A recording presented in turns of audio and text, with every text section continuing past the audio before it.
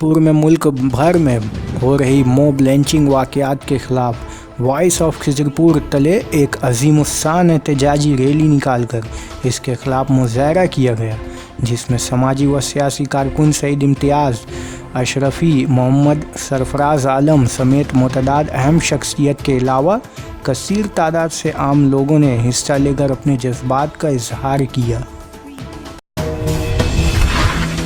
कुछ नहीं रहता है, उसकी पति नहीं रहती है, तो उसको प्रॉपर्टी को हथियाने के लिए प्रोपेगेंडा तैयार किया जाता है कि ये जायज है और उसको मार दिया जाता है उसकी संपत्ति को हासिल करने के लिए।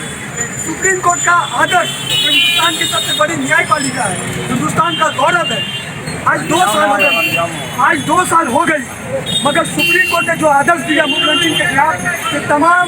टीवी पे,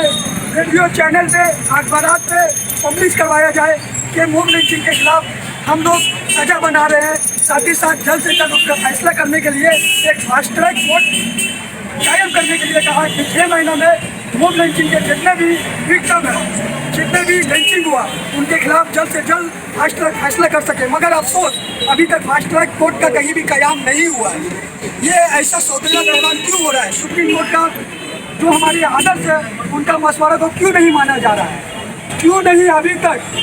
जितने लोग मरे हैं उनको इंसाफ दिलाया जा रहा है? इंसाफ के नाम पर मुसलमानों का मजाक उड़ाया जा रहा है, मुसलमानों की जान और माल की लूट हो रही है। उसकी हिफाजत में यहाँ की सरकार दलित और मुसलमान की हिफाजत के लिए फेल है। मैं धिक्कार जनाता हूँ हिंदुस्तान के तमाम स्टेट की सरकार पे। और अभी मैं ममता बनर्जी से गुजारिश करता हूँ, जो हमारे बंगाल की CM है, मुख्यमंत्री है, मैं इनसे गुजारिश करता हूँ कि आप जब कहते हैं कि आप